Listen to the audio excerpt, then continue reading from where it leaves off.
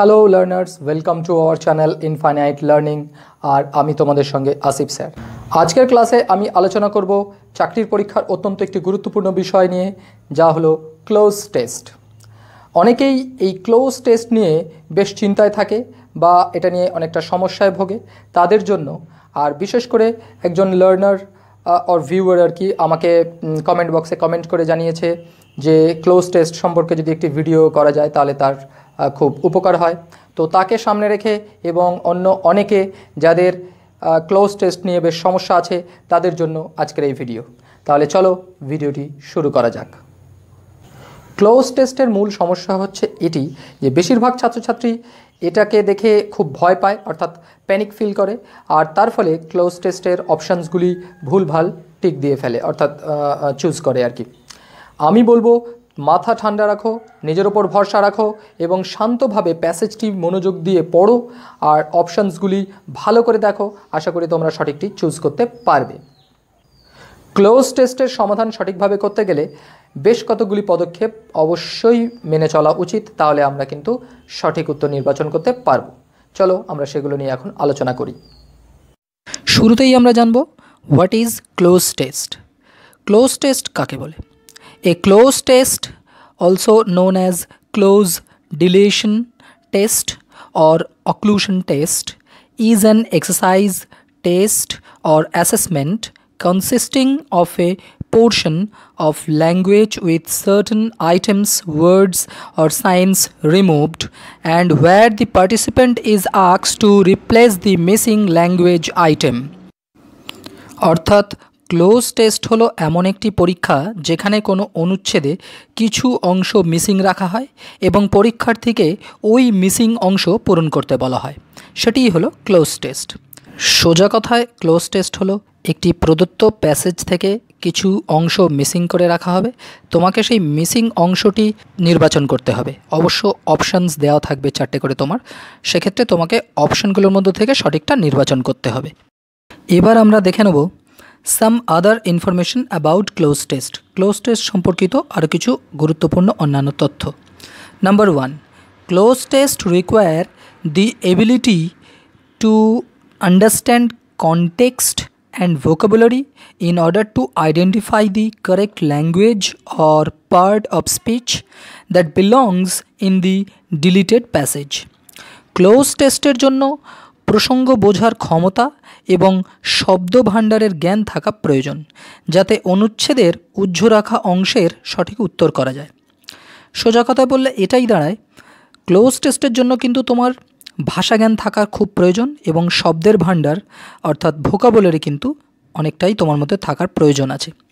যদি এগুলোর সম্ভার তোমার মধ্যে থাকে তাহলে প্যাসেজটিকে সহজে তুমি বুঝতে পারবে এবং প্যাসেজের যে অংশের মিসিং করা হয়েছে আর কি, সেই মিসিং করা অংশটি সহজেই ধরতে পারবে। তার জন্য কি কি করা প্রয়োজন সেগুলো আমরা একটু পরেই আলোচনা করব। আমরা পরবর্তী তথ্যটি দেখে নিই। Information number 2, the word cloze is derived from closure in gestalt theory. The exercise was first described by W.L. Taylor in 1953. গেস্টালবাদ বা গেস্টাল থিওরিতে উল্লিখিত ক্লোজার শব্দ থেকে ক্লোজ শব্দটি এসেছে, অর্থাৎ ক্লোজ টেস্টের ক্লোজ শব্দটি এসেছে। এই অনুশীলনের বিষয়ে প্রথম আমরা 1953 সালে বর্ণনা খুঁজে পাই W.L. টেইলরের রাইটিং থেকে আর কি। গেস্টালবাদ বা গেস্টাল থিওরি সাইকোলজির একটি অংশ আর কি। সাইকোলজি এবং ফিলোসফিতেও এ বিষয়ে আলোচনা হয়, গেস্টাল তত্ত্ব বা গেস্টাল থিওরি। তো সেই গেস্টাল থিওরিতেই প্রথম এই ক্লোজ টেস্টের আলোচনা পর্ব পাওয়া যায়, সেখান থেকেই এই ক্লোজ টেস্টের বিষয়টি এসেছে। Information number 3, since the 1950s this learning tool has been used in the classroom. The educational background of this test is from the theory of closure in the Gestalt school of psychology, which says that the brain sees things as a whole unit and will naturally and easily fill the missing elements. Walter 1974। শ্রেণীকক্ষের শিক্ষায় এই close টেস্টের ব্যবহার হয়ে আসছে সেই 1950 সাল থেকে। মূলত আগেই আমরা আলোচনা করলাম গেস্টাল থিওরি থেকে। গেস্টাল মনস্তাত্ত্বিক থিওরি, ক্লোজার হলো এই শিক্ষার প্রেক্ষাপট। অর্থাৎ গেস্টাল থিওরি এর মধ্যে একটি অংশ ক্লোজার, সেখান থেকেই অংশটি নেওয়া হয়েছে। কারণ গেস্টাল তত্ত্ব অনুযায়ী মানুষের মস্তিষ্ক কিন্তু সব কিছুকে সামগ্রিক হিসাবে দেখে। তাই ক্লোজ টেস্ট মানে নিয়ে আলোচনার পর্বে আমাদের অবশ্যই বলতে হবে ক্লোজ টেস্ট কিন্তু শুধুমাত্র একটি বাক্যের বিষয় নয়, পুরো প্যাসেজটিকে বা অনুচ্ছেদটিকে একটি সামগ্রিক হিসাবে দেখতে হবে। এবার আমরা দেখব motive of the cloze test. Cloze টেস্টের উদ্দেশ্য কী? Motive of the cloze test is to check a student's comprehension skills and his understanding in using grammar and language. Cloze টেস্টের মূল উদ্দেশ্য হলো কোনো ছাত্রের বোধ পরীক্ষণ, এর দক্ষতা যাচাই করা এবং ইংরেজি গ্রামার ও ভাষা বোঝার ক্ষমতা যাচাই করা বা পরীক্ষা করা। অর্থাৎ কোনো ক্যান্ডিডেটের মধ্যে ইংলিশ ল্যাঙ্গুয়েজকে এবং গ্রামারকে বোঝার কতটা ক্ষমতা হয়েছে তার, আর কোনো কম্প্রিহেনশনের ক্ষেত্রে তার কি ক্ষমতা তৈরি হয়েছে সেটা দেখা। এবার আমরা আলোচনা করব dos and don'ts for cloze test. অর্থাৎ ক্লোজ টেস্টের জন্য কি করণীয় আর কি করবে না। প্রথমেই আমরা দেখব ডুজ অর্থাৎ করণীয়। ক্লোজ টেস্টের জন্য আমরা কি করব। রিড দি প্যাসেজ কেয়ারফুলি, অর্থাৎ প্যাসেজটি মনোযোগ দিয়ে পড়ো। অর্থাৎ প্যাসেজ পড়ার সময় কিন্তু খুব মনোযোগ সহকারে প্যাসেজটা পড়বে বা পড়ার চেষ্টা করবে এবং এর অর্থ বোঝার চেষ্টাও করতে হবে সেই সঙ্গে। Options always look similar type, so choose very carefully. অপশানগুলি কিন্তু সবসময় একই রকমের দেখতে হয়, তাই অপশান থেকে সঠিক উত্তর নির্বাচনের সময় কিন্তু যথেষ্টই যত্নবান থাকতে হবে। Number 3, try to understand the meaning for tone of the sentence and the passage. অর্থাৎ সমগ্র প্যাসেজটির একটি লাইনের তো অবশ্যই, সমগ্র প্যাসেজটির অর্থ বোঝার চেষ্টা করো এবং চেষ্টা করো কোন সে সুরে বা ভাষায় বা কী অর্থ রেখে বা অর্থ নিয়ে প্যাসেজটি এগিয়ে চলছে। Number 4, increase your knowledge of phrase, idiom, phrasal verb, appropriate prepositions. এই সমস্ত গ্রামাটিক্যাল ফ্যাক্টরসগুলো কিন্তু অবশ্যই ভালো করে জানো। যে কোনো গ্রামার বই থেকে খুব ভালো করে খুঁটিয়ে phrase, idiom, phrasal verb, appropriate preposition এগুলো ভালো করে বোঝো, নইলে কিন্তু প্যাসেজের অর্থ বুঝতে খুবই অসুবিধা হবে।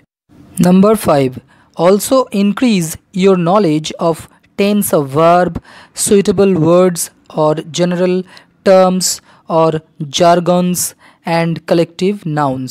এই সমস্ত গ্রামাটিক্যাল ফ্যাক্টরসগুলো তোমাকে অবশ্যই জানতে হবে, বিশেষ করে ভার্বের টেন্স, সুইটেবল ওয়ার্ডস মানে উপযুক্ত ওয়ার্ড, যে সমস্ত ওয়ার্ড যে সেন্টেন্সে বা যে ধরনের বাক্যে ফিট করে সেইগুলো, জেনারেল টার্মস, কতগুলি টার্ম আছে যেগুলো সাধারণত বিশেষ ক্ষেত্রে ব্যবহৃত হয় সেই জেনারেল টার্মসগুলো, জার্গনস মানে বিশেষ ধরনের অর্থ আর কি যুক্ত শব্দ সেগুলি, অ্যান্ড কালেকটিভ নাউন্স এবং বিভিন্ন কালেকটিভ নাউন্সগুলো, এগুলো সম্পর্কে কিন্তু তোমাকে যথেষ্ট ধারণা তৈরি করে রাখতে হবে। Number 6, build up your language skill. English ল্যাঙ্গুয়েজের ওপর তোমার কিন্তু যথেষ্ট দক্ষতা অর্জন করতে হবে। তার জন্য নিউজ পেপার রিডিং থেকে শুরু করে স্টোরি রাইটিং করো, তারপরে বিভিন্ন রাইটিং স্কিলগুলো সম্পর্কেও ভালো করে সচেতন থাকো, তাহলে তোমার একটা ল্যাঙ্গুয়েজের ওপরে দক্ষতা তৈরি হবে। Number 7, practice well and in abundance. Practice করো খুব ভালো করে, কিন্তু প্রচুর পরিমাণে করতে হবে। 2-4টে প্যাসেজের প্র্যাকটিস করলে হবে না, অন্তত 100-200 প্যাসেজের যদি ক্লোজ টেস্ট প্র্যাকটিস করো আর কি, তাহলে কিন্তু তোমার যথেষ্ট দক্ষতা অর্জন হবে। এবার আমরা দেখব ডোন্টস অর্থাৎ বর্জনীয় বা কোনগুলো করব না, ক্লোজ টেস্টের জন্য কোনগুলোর প্রতি আমরা বিশেষভাবে সচেতন থাকব। Number 1, first, don't feel panic. প্রথমত ক্লোজ টেস্ট করতে যাওয়ার ক্ষেত্রে শুরুতেই যেটা বেশিরভাগ ক্যান্ডিডেটের মধ্যে দেখা যায় সেটা হলো তারা প্যানিক ফিল করে, অর্থাৎ ভয় পেয়ে যায়। ভয় পেও না, নিজের উপর আস্থা রাখো। Don't read the passage হারিডলি to save time. সময় বাঁচানোর জন্য পরীক্ষার হলে কিন্তু হুড়পাড় করে সবাই ওই ক্লোজ টেস্টের প্যাসেজটা পড়ে, সেটা কিন্তু করো না, ঠান্ডা মাথায় শান্তভাবে পড়ো। Don't treat each sentence as an individual. প্যাসেজের সব বাক্যগুলোকে আলাদা আলাদা একটি বাক্য হিসেবে কখনোই ভাবার ভুল করো না, কিন্তু অবশ্যই তোমাদেরকে সমগ্র প্যাসেজটাকে একটি প্যাসেজ হিসেবে ধরতে হবে এবং সামগ্রিক রূপে ভাবতে হবে পুরোটাকে।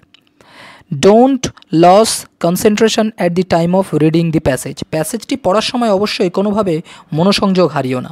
অনেক ক্ষেত্রেই দেখা যায় ছাত্রছাত্রীরা মনোযোগ হারিয়ে ফেলে, দীর্ঘ প্যাসেজ একটুখানি পড়েই মনোযোগ হারিয়ে ফেলে, সেটা করলে কিন্তু খুব মুশকিল হবে।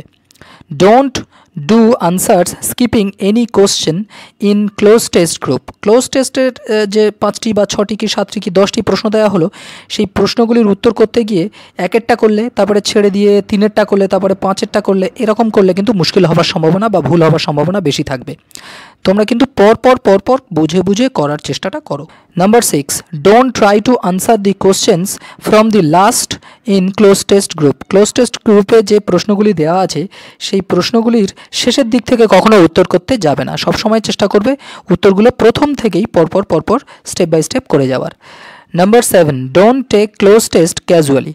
ক্লোজ টেস্টের বিষয়টাকে কিন্তু খুব একটা ক্যাজুয়ালি নিও না, একেবারে সাদামাটা জল ভাতের মতো বিষয় হিসেবে ভেবে নিও না। কিন্তু এটা খুবই মনোযোগ দিয়ে সচেতনতার সঙ্গে প্র্যাকটিস না করলে কিন্তু খুবই মুশকিল হবে। এবার আমরা আলোচনা করব basic rule to follow. Close test করতে গেলে এই বেসিক রুলটা যদি আমরা ফলো করি তাহলে কিন্তু আমরা অনেকটাই সঠিক উত্তর করতে পারবো। Read the passage carefully. প্রথমত প্যাসেজটা খুব মনোযোগ দিয়ে পড়ো। Number 2, eliminate the wrong options using your concept of grammar and vocabulary. তোমার গ্রামার এবং ভোকাবুলারির যে জ্ঞান বা দক্ষতা তৈরি হয়েছে তার উপরে ভিত্তি করে, তার উপরে বেস করে রং আনসার্সগুলোকে দূরে সরিয়ে দাও, অর্থাৎ কেটে দাও, এবং সঠিকগুলো আপাতত ঠিক দিয়ে রাখো। ফাইনালাইজ দি আনসার্স, তারপর আরেকবার ভালো করে পর্যবেক্ষণ করে উত্তরগুলো ফাইনালাইজ করো। রিড উইথ দি আনসার্স, সেই উত্তরগুলোকে সামনে রেখে একবার প্যাসেজটি পুরোটা পড়ো। আর তারপর if you find any wrong one change it with the right one. দু একটি যদি পরিবর্তন করার মনে হয় আর কি, মনে হচ্ছে যে পরিবর্তন করতেই হবে, তাহলে সেটিকে পরিবর্তন করো। তাহলে দেখবে উত্তরগুলি বেশিরভাগ ক্ষেত্রেই ঠিকই হচ্ছে। তাহলে আমি বলবো এই বেসিক রুলটা ফলো করে অনেক বেশি প্যাসেজ প্র্যাকটিস করো ক্লোজ টেস্টের ক্ষেত্রে, তাহলে সেক্ষেত্রে অনেকটাই দক্ষতা তৈরি হবে তোমার। এবার চলো আমরা একটা প্যাসেজ পড়ে তার উত্তরগুলো করার চেষ্টা করি। প্যাসেজটিতে দেখো, আমি প্যাসেজটি মনোযোগ দিয়ে তোমাদের সামনে পড়ছি, তোমরাও যখন ব্যাপারটি দেখছো মনোযোগ দিয়ে দেখো। Many of us believe that science is something modern dash the truth is that dash it has been using science for dash very long time. However, it has dash a greater effect on human lives in the last 25 dash 30 years than in the hundreds of years dash. The invention of the plough, the dash gifts of science have made modern life dash and comfortable, but science has dash the same time created new problems. One of these which may become dash in the years to come is that of jet lag. তো এই পুরো প্যাসেজটি অনেকগুলো dash আমরা দেখলাম, কিন্তু তবুও কিছুটা ধারণা প্রায় করাই যায় যে সায়েন্সের বিষয়ে প্যাসেজটি আছে। সায়েন্স আমাদেরকে কি দিয়েছে, আমাদের জীবনে মানে হিউম্যান লাইফে কি ইম্প্যাক্ট সায়েন্সের, সে বিষয়ে আলোচনা করা হয়েছে। তাহলে চলো এবার আমরা অপশনগুলো দেখে সঠিক উত্তর নির্বাচন করে প্যাসেজটি পূর্ণ করার চেষ্টা করি। শুরুতেই আছে many of us believe that science is something modern dash the truth is that. প্রথম শূন্যস্থানের অপশানসগুলি আমরা দেখে নিই। ইফ, দো, আনলেস। আনলেস মানে যদি না, এটা এখানে বিশেষ ফিট করছে না। আর ইফ মানে যদি, সেরকম কোনো কন্ডিশন এই বাক্যে বোঝাচ্ছে না। তাহলে এটা বাটেরই কিছু বোঝাচ্ছে, যেমন কিন্তু আর কি। অনেকেরই বিশ্বাস আছে কিন্তু যদিও সত্যটি, এরকমই বোঝাচ্ছে আর কি। তাহলে আনসার হবে দো। Dash has been using science men people man. এখানে যেহেতু সকল মানুষের কথা বলা হচ্ছে তাই আনসার হবে man. Man has been using science for dash long time. Option number মানে কোশ্চেন নম্বর 3তে উত্তর হবে এ, অর্থাৎ for a very long time, একটা দীর্ঘ সময় ধরে। However it has dash a greater effect on human lives in the last 25 dash.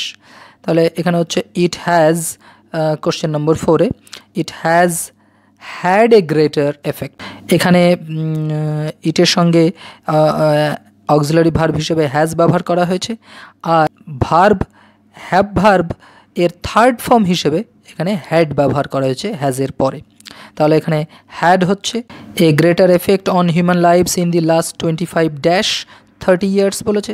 তাহলে কোশ্চেন নম্বর 5-এ আমাদের অপশানসগুলো আছে অ্যান্ড, অর, আইদার।